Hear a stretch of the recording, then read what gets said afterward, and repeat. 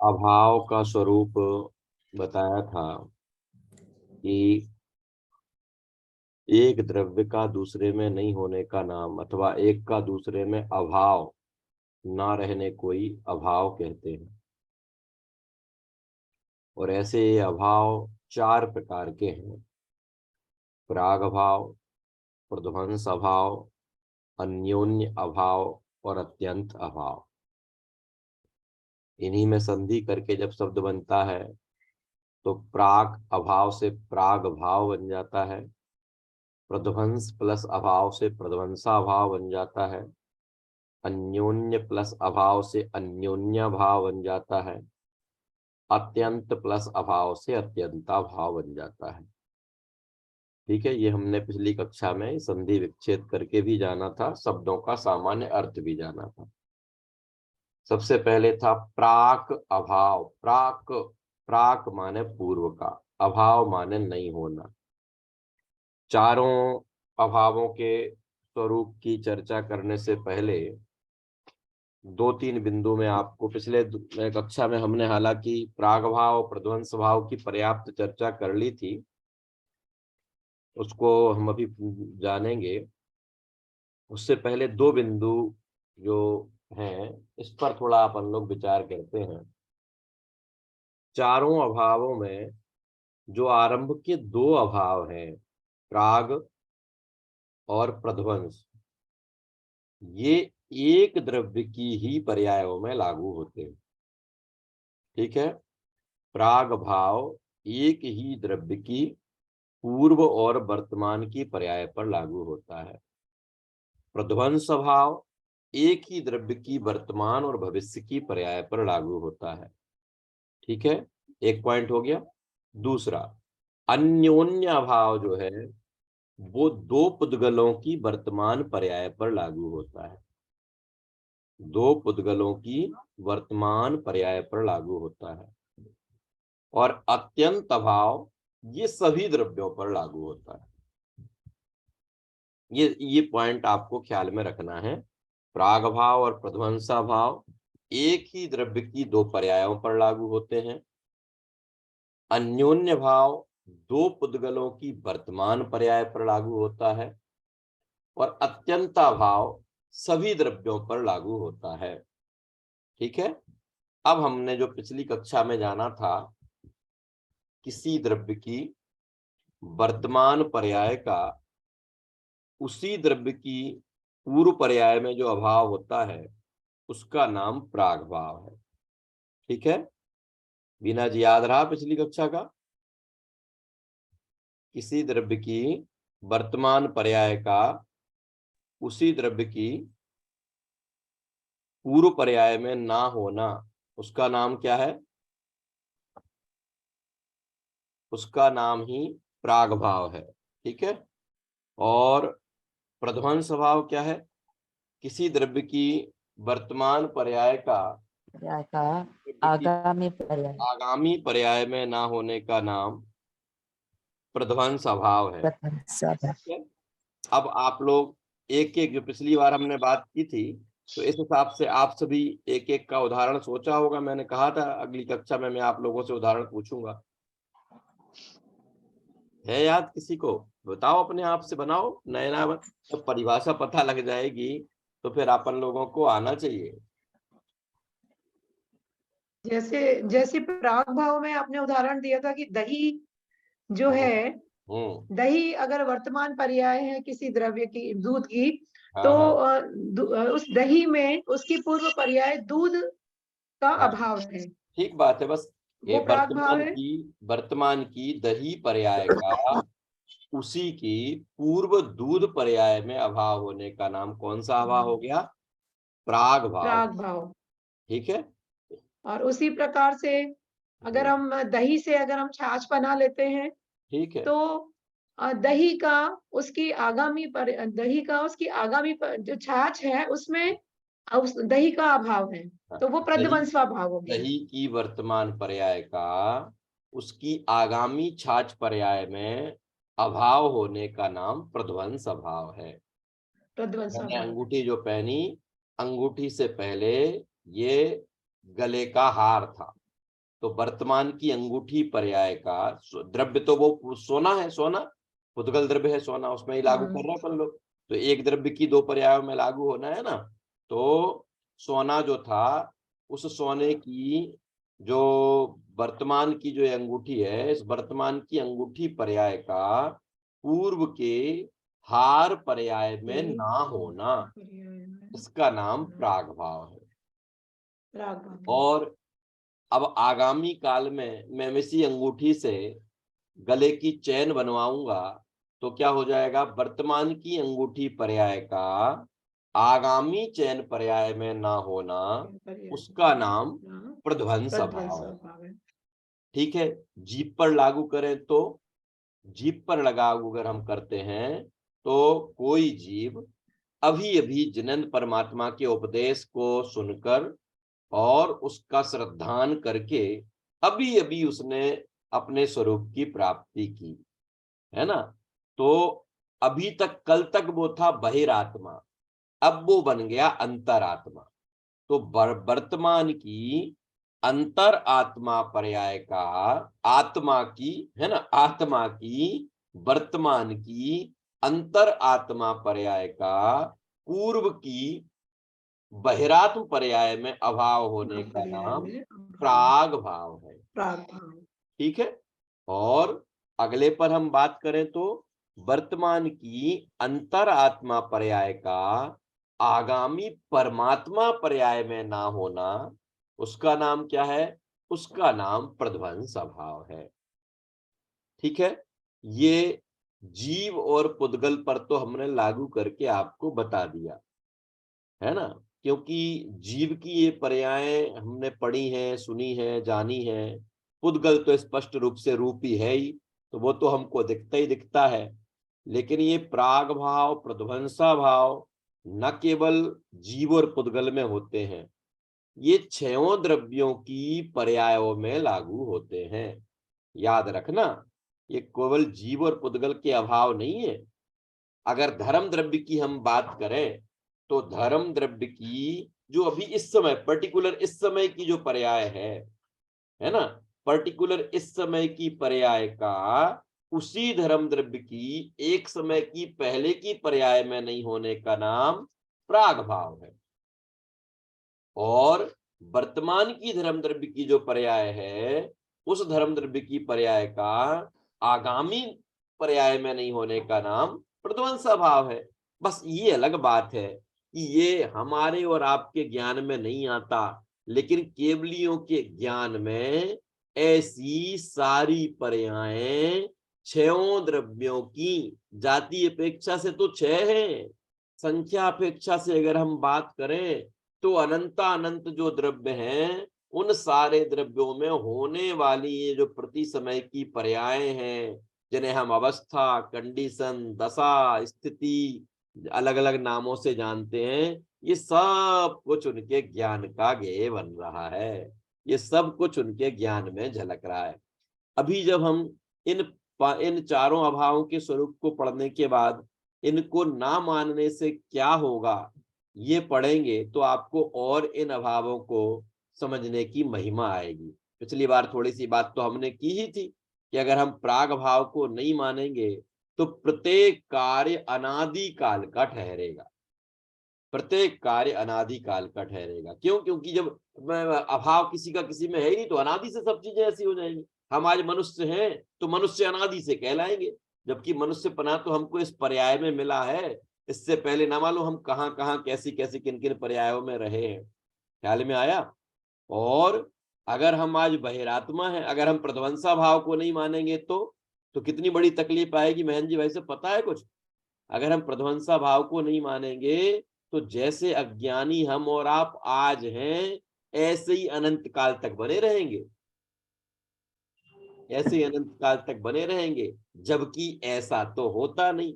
हमने जिनवाणी के आधार पर, है ना, जिन परमात्मा की वाणी का अभ्यास करके, गुरुओं की वाणी को सुनकर और स्वयं तर्क के आधार पर विचार करके जाना है कि प्रत्येक द्रव्य में जो अवस्थाएं होती हैं, ये परिवर्तनशील अवस्थाएं, जो वर्तमान की अवस्था है उस अवस्था में पूर्व की अवस्था का अभाव है।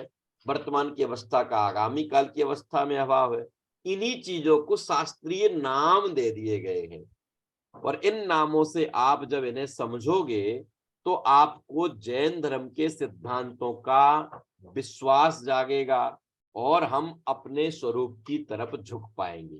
ठीक है, 2 की हमने बात कर ली थी, अब और ज्यादा इनको नहीं लंबाते हैं। अब हम चलते हैं तीसरे अभाव पर, अन्योन्य भाव। देखना, अन्योन्य भाव का मतलब क्या है? एक पुद्गल द्रव्य की वर्तमान पर्याय का दूसरे पुद्गल द्रव्य की वर्तमान पर्याय में ना होना, उसका नाम अत्यंत अन्योन्य भाव है। फिर से बोलता हूं, फिर से महेंद्र जी, वैसे अब भी याद हो जाएगी अपन को, है ना रुचि जी? कैसे? एक पुद्गल द्रव्य की वर्तमान पर्याय का, ये मैं पहले ही बता चुका हूं कि कुसुम जी अन्योन्य भाव किस में लागू होता है? ये केवल पुद्गल में ही लागू होता है ना? अलग अलग पुद्गलों की वर्तमान पर्याय पर लागू होता है, बस ये याद रखना। प्राग भाव और प्रध्वंसा भाव एक ही द्रव्य की पर्यायों पर लागू होता है, अन्योन्य भाव 2 पुद्गलों की वर्तमान पर्याय पर लागू होता है, और अत्यंत भाव सभी द्रव्यों पर लागू पड़ता है। ठीक है, अब एक पुद्गल द्रव्य की वर्तमान पर्याय का दूसरे पुद्गल द्रव्य की वर्तमान पर्याय में ना होना, ये फैक्ट है, ये फैक्ट है। आपने पढ़ा होगा आज से पहले तो भी ये हो रहा था, है ना? नहीं पढ़ा होगा तो भी हो रहा रहेगा, और भविष्य में कोई नहीं भी पढ़ेगा तो भी इस परिणमन पर तो प्रभाव नहीं पड़ना, ये होता है। बस आज हम इसको पढ़ेंगे, जानेंगे, तो आज हमें जगत के में होने वाले इस परिवर्तन का नियम पता चल जाएगा कि मेरी ये जो वर्तमान में जो मैं स्वेटर पहने हूं, इसका और मेरे ये जो ऊपर दिखाई देने वाली स्किन है, इन दोनों का, इसकी वर्तमान पर्याय का इसकी वर्तमान पर्याय में जो अभाव है, इसका नाम क्या है? इसका नाम अन्योन्य भाव है। आप जिस लैपटॉप पर और जिस टैबलेट पर सामने अभी इस क्लास को सुन रहे हैं, उसकी वर्तमान पर्याय और मेरी ये जो वाणी है, मैं जो बोल रहा हूं, इसका वर्तमान पर्याय, इन दोनों का आपस में अभाव है।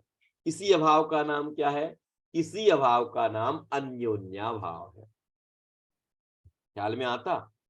अरे, आप अपने शरीर पर जिन वस्त्रों को पहने हुए हैं, आपके शरीर पर पहने हुए ये वस्त्र और आपका शरीर, ये 2 अलग अलग पुद्गल है ना? ये 2 अलग अलग पुद्गल हैं। तो इन 2 अलग अलग पुद्गलों की वर्तमान पर्याय का एक दूसरे में जो अभाव है, उसी का नाम क्या है? उसी का नाम अन्योन्या भाव है। अगर ये नहीं होगा सुमन जी, तो क्या तकलीफ आएगी? ये एक कपड़ा हमारे शरीर में समा जाएगा। समझते हो कि नहीं समझते हो? ये एक कपड़ा क्यों? क्योंकि इन दोनों का वर्तमान पर्याय में अभाव नहीं होगा, तो इसमें समा जाएगा। जगत के जो जितने सारे पुद्गल हैं, वो सारे पुद्गलों के परिणमन एक जैसा हो जाएगा। ख्याल में आता कि नहीं आता? अगर ये पुद्गल की स्वतंत्रता का हमें पता नहीं लगे, है ना? जिस चेयर पर हम और आप बैठे हैं, उस चेयर की वर्तमान पर्याय का और मेरे शरीर की वर्तमान पर्याय का, दोनों का एक दूसरे में जो नहीं होना है, ये इसका नाम क्या है? इसका नाम अन्योन्य भाव है। ख्याल में आती बात की नहीं आती है? हम जितने भी आभूषण पहनते हैं, उन आभूषणों का और शरीर का, है ना, ये जो हमने मान लीजिए आई साइड वीक होने के कारण से हमने अपनी आंखों के ऊपर जो चश्मा लगा रखा है, इस चश्मे की वर्तमान पर्याय का और आपकी इस आंख की वर्तमान पर्याय का एक दूसरे में नहीं होने का नाम क्या है? इसका नाम है अन्योन्या भाव। ख्याल में आता कि नहीं? ये इतना स्पष्ट है सब कुछ। बोले साहब, अपन से कोई कहे, कोई अपन को कुछ पढ़ा रहा हो और हम अपन उससे कहें कि भाई एक पुद्गल की अवस्था दूसरी पुद्गल की अवस्था से नहीं मिलती, तो क्या तर्क है? तर्क ये है कि जैन धर्म में अनादिकाल पहले ये कह दिया है कि 2 पुद्गलों की वर्तमान पर्याय का एक दूसरे में हमेशा त्रिकाल अभाव रहता है। कभी एक दूसरे में मिल नहीं सकती। इसी नहीं मिल सकने का नाम, इसी सद्भाव ना होने का नाम, इसी के नहीं होने का नाम, कितने भी एंगलों से बात कहो ना, इनका नहीं मिलना, एक दूसरे का अभाव होना, है ना, एक दूसरे में एक दूसरे का सद्भाव नहीं होना, यही क्या है, इसी का नाम तो है अन्योन्य भाव। अब क्लियर हुआ महेंद्र जी भाई साहब? आयाति, रुचि जी और जिनके वीडियो बंद है भाई वो सब लोग, ख्याल में आ रही बात? सिल्की जी क्या है, आरती जी अन्योन्य भाव ख्याल में आया? ये आप जहां बैठी हैं, आपके पीछे जो खिड़की दिखाई दे रही है, उस खिड़की के जो वो जो आयरन है ना, उस आयरन की वर्तमान पर्याय और उसके ऊपर लगे हुए उस कर्टन की वर्तमान पर्याय का, इन दोनों में का जो अभाव है, उस अभाव का नाम क्या है? उस अभाव का नाम अन्योन्य भाव है। अगर ये अन्योन्य भाव नहीं होगा तो क्या होगा कि वो आयरन और वो पर्दा दोनों एक दूसरे में समा जाएंगे, एक में एक हो जाएंगे, फिर आप उन्हें अलग अलग कैसे कर पाओ? ख्याल में आता ना? इस तरीके से ये अन्योन्य भाव है ना? अब ये जो कर्टन में अपन, अगर कर्टन में अपन लोग प्राग भाव प्रध्वंसा भाव घटित करें तो कि एक वर्तमान की कर्टन पर्याय का, इस पर्दे की पर्याय का पूर्व का वो जो थान में वो जो कपड़ा लपड़ा हुआ था, उसमें अभाव होने का नाम क्या है? प्रागभाव है।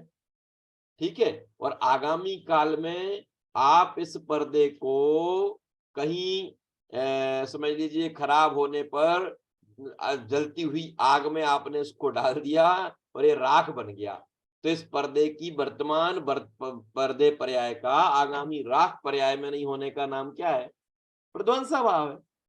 तो उस पुद्गल की जब भूत और भविष्य की पर्यायों की ऊपर बात करोगे तो प्राग भाव और प्रध्वंसा भाव लागू पड़ेगा, और एक पर्दा और एक कोई दूसरा पुद्गल, इन दोनों की वर्तमान पर्याय की बात करोगे तो कौन सा अभाव आएगा? तो अन्योन्य भाव आएगा। ठीक है कविता जी, क्लियर हुई बात? अब अंतिम कौन सा बचा?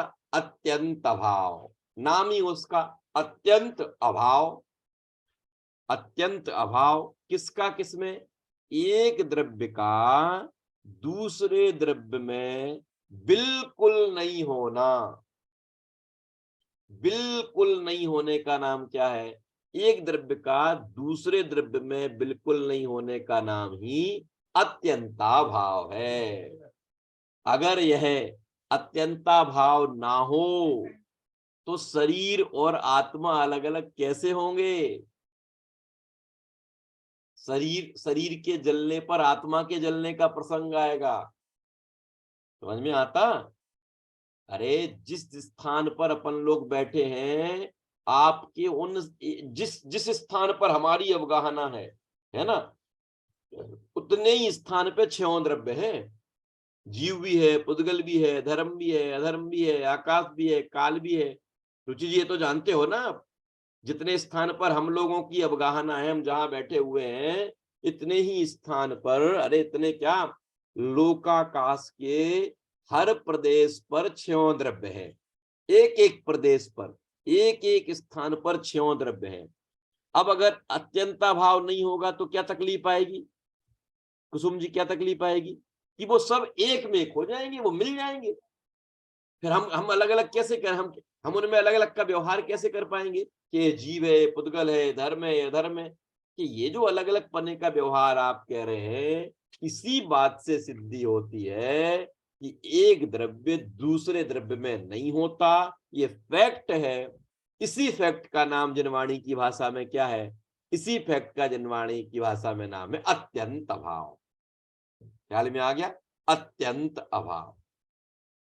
इस तरीके से ये 4 अभावों की परिभाषा जो जैन धर्म के सिद्धांतों में मुख्य सिद्धांत है और हमारी अनंताकुलता को नष्ट कर देने में, हमारी अनंताकुलता को भगा देने में बहुत सहायक है ना? हमसे मान लीजिए भूतकाल में कोई ऐसा अपराध हो गया, अब उस अपराध का बोध होना, अपराध के प्रति पश्चाताप होना, ये ठीक बात है, होना ही चाहिए। अपनी भूल पर पश्चाताप तो होना ही चाहिए, लेकिन दिन भर उसी को लिए बैठे रहो, अब क्या होगा, अब क्या करें, अब क्या करें, अब क्या करें?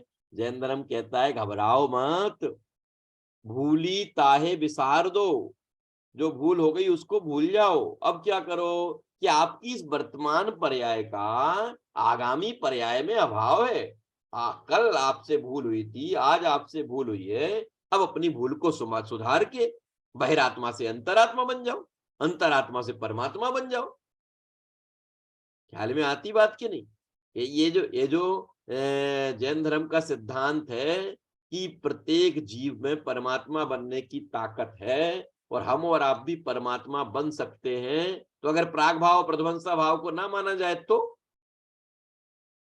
कैसे होगा? ख्याल में आती बात की नहीं आती? ये अभावों का स्वरूप देखो, मैंने अभी 1 मिनट पहले आप लोगों से कहा था कि ये किसी के मानने ना मानने से सिद्धांतों को कोई फर्क नहीं पड़ता। मान लो आज तक हम नहीं जान रहे थे इस बात को, तो भी ये परिणमन चल रहा था। अब आज जान गए हैं तो भी ये परिणमन चलता रहेगा, है ना? एक 6 महीने का बालक जो है, वो 6 महीने का बालक अगर अग्नि के नेचर को नहीं जानता कि अग्नि जलाती है, अग्नि को क्या फर्क पड़ता है? हैं? ये जो लाइट का वायर निकल रहा है, इस वायर को मैं छू लूंगा तो मुझे करंट लग सकता है और मेरा आयु लीला यही समाप्त हो सकती है। ये अगर वो 6 महीने का बालक नहीं जानता, 2 साल का बालक नहीं जानता, तो उसे क्या फर्क पड़ता है? पर जान जाएगा तो उसे क्या फर्क पड़ता है? ना उसे जानने से फर्क पड़ता है, ना जानने से फर्क पड़ता है। लेकिन जब हम जानने लग जाते हैं तो हम अवेयर होना आरंभ हो जाता है, हमारी अवेयरनेस जाग जाती है। ऐसे ही हम ये परिणमन तो अनादिकाल से ही ऐसा चला आ रहा है और अनंत काल तक ही ऐसा चलता रहेगा। अब हमने जिनवाणी माँ की शरण ली तो हमारी माँ ने हमको समझाया कि देख भाई, घबरा मत, तू जैसा आज दिख रहा है हमेशा से ऐसा ही नहीं था। तेरी वर्तमान की पर्याय का पूर्व की पर्याय में अभाव है, ठीक है? और अब इस पर्याय में कोई गलती हो गई हो तो वो उसी के लिए बहुत गिल्टी फील करके और अनावश्यक डिप्रेशन की श्रेणी में जा रहा हो, डिप्रेस हो रहा हो। इन लोगों को सुनो कविता जी, जिन लोगों ने जैन धर्म नहीं पढ़ा है उन्हें आर्ट ऑफ लिविंग की क्लास पढ़ने की जरूरत है। हम और आपको आर्ट ऑफ लिविंग की क्लास पढ़ने की जरूरत नहीं है। हम तो जैन धर्म के सिद्धांतों को समझ लेंगे तो जीवन में आर्ट अपने आप आ जाएगा, है ना? हमें पता लग गया ना, हम जान गए ना कि जो वर्तमान की पर्याय है, कदाचित इस पर्याय में कोई त्रुटि हो गई हो, कोई भूल हो गई हो, तो हमेशा रहने वाली नहीं है। इस पर्याय का आगामी पर्याय में अभाव है, इसलिए उसका पश्चाताप करते हुए आगे बढ़ते जाइए, है ना? दो पुद्गल जो हैं, उन दोनों के दोनों पुद्गलों में उनकी वर्तमान पर्याय में अभाव है, तो चिंता मत करो कि वो 2 पुद्गल मिल जाएंगे या ऐसा हो जाएगा वैसा हो जाएगा ना। उनकी 2 पुद्गल अलग अलग हैं तो उनकी वर्तमान पर्याय का एक दूसरे में अभाव है ही है।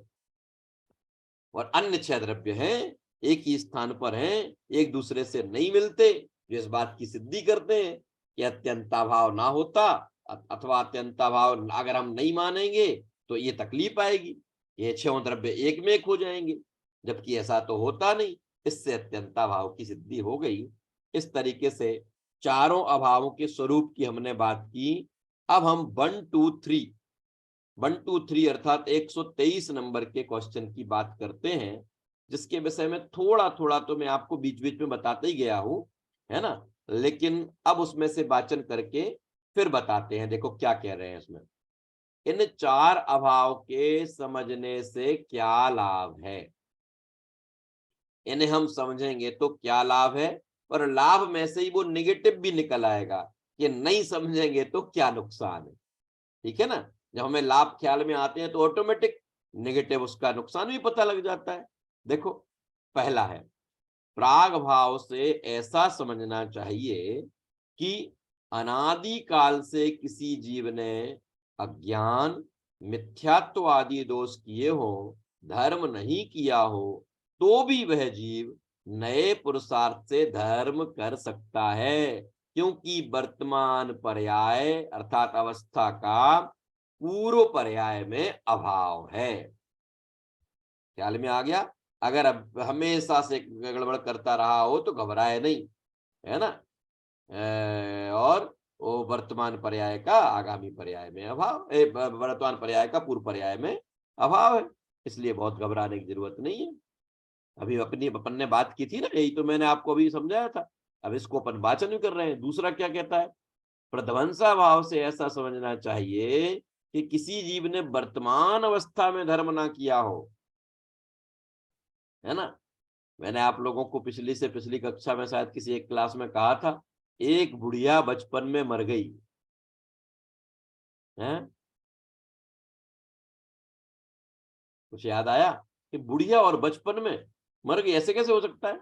बुढ़िया भी है और बचपन में भी मर गई। कि अगर पूरे जीवन काल में अगर उसने अपने स्वरूप को नहीं जाना, धर्म की मार्ग पर नहीं चला, चाहे वो पुरुष हो चाहे और वो महिला हो, उसने अपना उसकी आयु बचपन में ही पूरी हो गई। ख्याल में आया? ऐसे ही मान लो आज तक हमसे गलती होती आ रही है ना? और आज ही मृत्यु हो जाए तो हमारा जीवन गया। लेकिन अब हमने पढ़ा ना कि आज तक जो गलती हो गई, लेकिन इस गलती का आगामी गलती में अभाव होता है। आज गलती हो गई तो जिंदगी भर ही गलती होती रहेगी, ऐसी जरूरी नहीं है। तो वर्तमान पर्याय का आगामी पर्याय में अभाव है, इसलिए घबराओ मत, अपनी भूल को सुधारने का प्रयास करो, भूल सुधरेगी, है ना? पामर से परमात्मा बनने में देर नहीं लगेगी। हुआ था कि नहीं हुआ था गौतम गणधर के साथ? यानी गौतम गणधर का तो हम लोगों ने एक उदाहरण सुना है। ऐसे अनंतों जीव होंगे, अनंतों जीव, आधे घंटे पहले क्या थे और आधे घंटे बाद क्या हो गए। क्या ये जो है, ये क्या है? ये इन्हीं का तो स्वरूप है कि अगर हम वर्तमान में किसी प्रकार से देखो, दोनों ओर का ध्यान रखना, ये प्राग भाव प्रध्वंसा भाव में दोनों तरफ से तैयार करते हैं। वर्तमान में मान लीजिए कोई समाचार प्राप्त हुआ और करोड़ों रुपए के लाभ की बात आ गई, तो अहंकारी मत होना। वर्तमान पर्याय का आगामी पर्याय में अभाव है, पता नहीं क्या होगा। और दूसरी तरफ से भी चलो कि आज समाचार प्राप्त हुआ कि तुमने जीवन भर जितना एकत्रित किया था वो सब नष्ट हो गया, हो जाने दो, कोई बात नहीं। क्यों? क्योंकि वर्तमान पर्याय का आगामी पर्याय में अभाव है। हमेशा ऐसा ही नहीं रहेगा, आगामी काल में बदलेगा, बदलता ही है, नियम ही है। चाहे पुद्गल हो चाहे जीव हो, धर्म आकाश काल हो, छयों द्रव्यों की प्रति समय की पर्याय में परिवर्तन आता है। वर्तमान की पर्याय का पहले से कंपैरिजन करो तो वो प्रागभाव कहलाता है, और आगे वाले से कंपैरिजन करोगे तो प्रध्वंसा भाव कहलाता है। ठीक है, तो दोनों की बात हो गई। प्रध्वंसा भाव से ऐसा समझना चाहिए कि किसी जीव ने वर्तमान अवस्था में धर्म ना किया हो तो भी वह जीव उस अधर्म दशा का तुरंत व्यय, व्यय अर्थात अभाव करके नए पुरुषार्थ से धर्म कर सकता है। बहिरात्मा से अंतरात्मा बन सकता है ना? अंतरात्मा परमात्मा बन सकता है। ठीक है, ख्याल में आया? ऐसा। अब इसके बाद अन्योन्य भाव का, अन्योन्य भाव से ऐसा समझना चाहिए कि एक पुद्गल द्रव्य की पर्याय दूसरे पुद्गल द्रव्य की पर्याय का कुछ भी नहीं कर सकती, अर्थात एक दूसरे को मदद, सहायता, असर या प्रेरणा आदि कुछ भी नहीं कर सकती। अब जरा ध्यान से सुनना, ये बात आपको, जो दुनिया भर के लोगों से बहुत शिकायतें होती, इसने ऐसा कर दिया, उसने ऐसा कर दिया, उसने ऐसा कर दिया, ये कोई किसी का कुछ नहीं।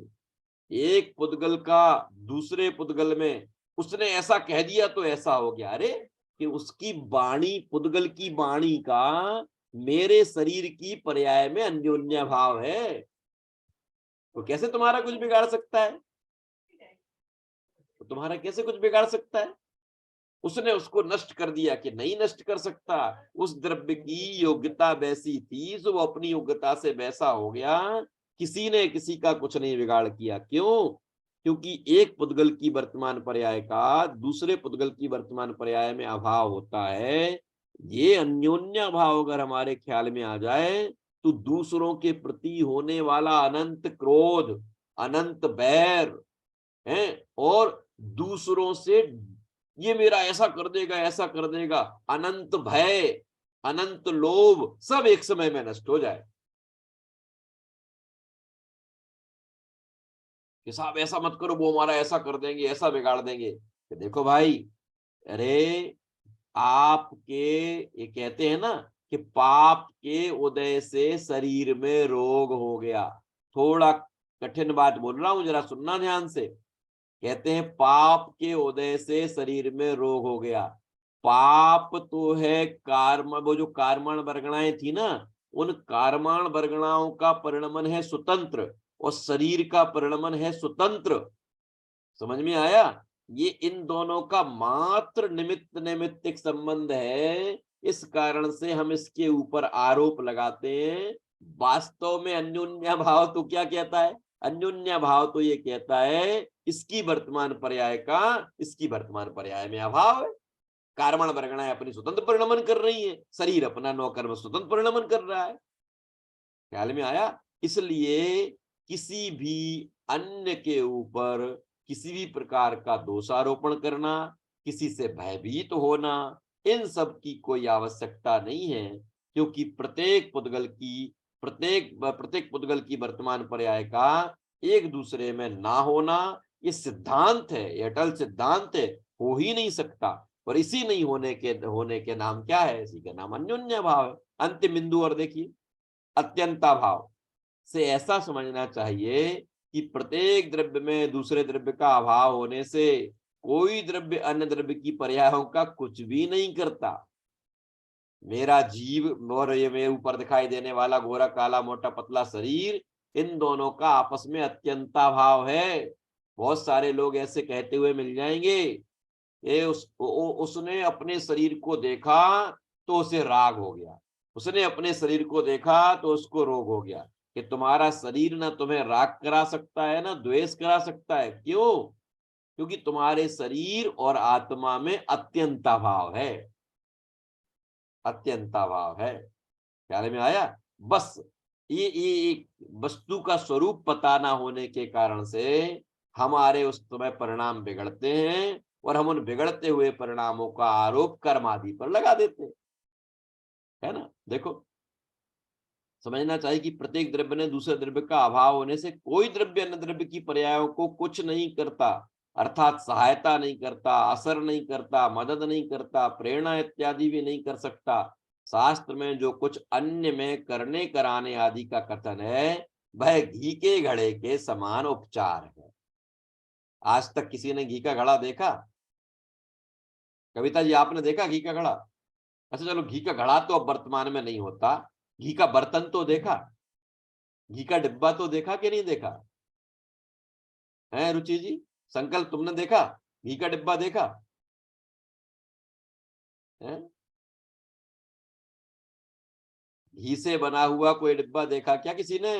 अरे हाँ जी या ना जी? नहीं साहब, घी से बना तो नहीं देखा। लेकिन जिस डिब्बे में घी रखा रहता है ना, उस डिब्बे को घी का डिब्बा कहते हैं। जिसमें लड्डू रखा होता है उसको लड्डू का डिब्बा कहते हैं। लड्डू का डिब्बा बनता है क्या? जिसमें लड्डू रखा होता है वो लड्डू का डिब्बा।